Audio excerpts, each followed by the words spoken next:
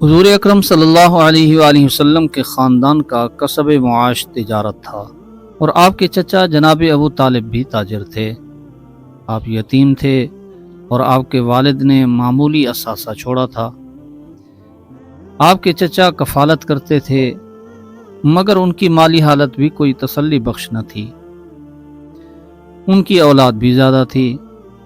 جب حضور صلی اللہ علیہ وآلہ وسلم 9-10 سال کے ہوئے تو آپ نے اجرت پر بکریاں چرانا شروع کر دیں۔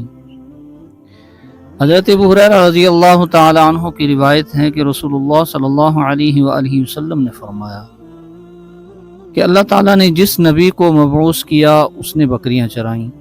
صحابہ نے عرض کیا، یا رسول اللہ صلی اللہ علیہ وآلہ وسلم، کیا آپ نے بھی؟ فرمایا، ہاں، میں بھی اجرت پر بکریاں چرایا کرتا تھا۔ پیغمبر انسانیت صلی اللہ علیہ وآلہ وسلم 12 سال کے تھے تو آپ کے چچا جناب ابو طالب تجارت کی غرض سے شام روانہ ہونے لگے۔ آپ صلی اللہ علیہ وآلہ وسلم نے اپنے چچا کی اونٹ کی نکیل پکڑی اور فرمایا، اے میرے چچا، آپ مجھے کس کے سپرد کر کے جا رہے ہیں؟ میرا نہ باپ ہے نہ ماں ہے۔ جناب ابو طالب آپ صلی اللہ علیہ وآلہ وسلم کو اپنے ساتھ لے جانے پر راضی ہو گئے۔ اس سفر کے دوران آپ کو تجارت کے مروجہ اصول سیکھنے کا موقع ملا۔ اس تجربے کے بعد آپ صلی اللہ علیہ وآلہ وسلم کے دل میں تجارت کا شوق پیدا ہوا، اور آپ 12 سال کی عمر سے 25 سال کی عمر تک مختلف تجارتی قافلوں کے ہمراہ جاتے رہے۔ آپ صلی اللہ علیہ وآلہ وسلم یمن، اردن اور بحرین تجارتی سامان لے کر جاتے تھے۔ آپ صلی اللہ علیہ وآلہ وسلم نے تجارت میں امانت اور دیانت کا مظاہرہ کر کے الامین کی حیثیت سے شہرت پائی، اور مکہ کے واسی آپ کو محمد صلی اللہ علیہ وآلہ وسلم کی بجائے امین کہہ کر پکارتے تھے۔ مکہ میں قریش کے ایک معزز خاندان کی بیوہ خاتون خدیجہ رہتی تھیں، جو بڑی مالدار تھیں اور تجارت میں سرمایہ کاری کرتی تھیں۔ انہوں نے جب حضور صلی اللہ علیہ وآلہ وسلم کی شہرت سنی تو آپ کو اپنے کاروبار میں شریک کر لیا۔ آپ صلی اللہ علیہ وآلہ وسلم خدیجہ کا تجارتی مال لے کر شام گئے۔ حضرت خدیجہ کا غلام میسرہ بھی آپ صلی اللہ علیہ وآلہ وسلم کے ہمراہ تھا۔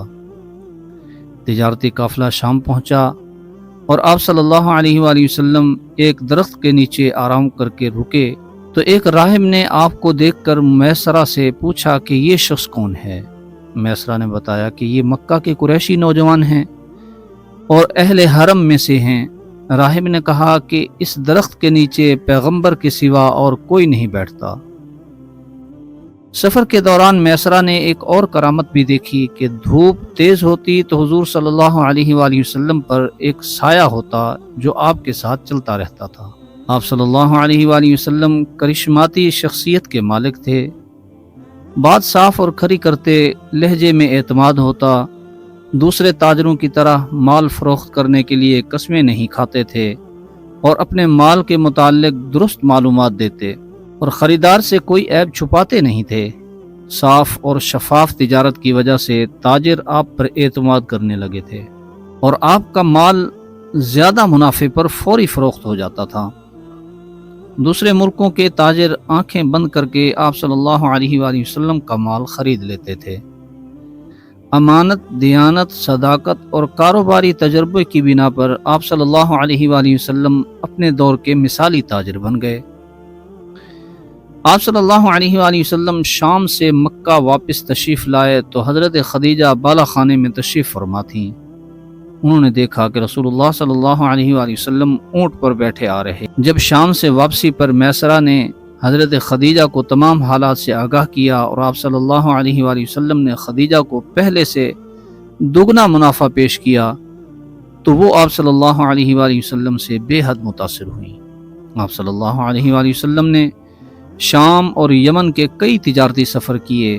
آپ صلی اللہ علیہ وآلہ وسلم سرمایہ کار سے اشیاء کے دام مقرر کر لیتے تھے اور اس میں اپنا منافع شامل کر کے فروخت کر دیتے تھے۔ آپ صلی اللہ علیہ وآلہ وسلم نے جن لوگوں کے ساتھ کاروبار میں شرکت کی وہ بعثت نبوت کے بعد آپ صلی اللہ علیہ وآلہ وسلم کی تعریف کرتے تھے۔ ایک صحابی صاحب مسلمان ہو کر مدینہ میں حضور صلی اللہ علیہ وآلہ وسلم کی خدمت میں حاضر ہوئے تو لوگوں نے ان کی تعریف کی۔ آپ صلی اللہ علیہ وآلہ وسلم نے فرمایا کہ میں انہیں تم سے زیادہ جانتا ہوں۔ حضرت قیس بن مخزومی سے روایت ہے کہ وہ حضور صلی اللہ علیہ وآلہ وسلم کے ساتھ مل کر تجارت کرتے تھے۔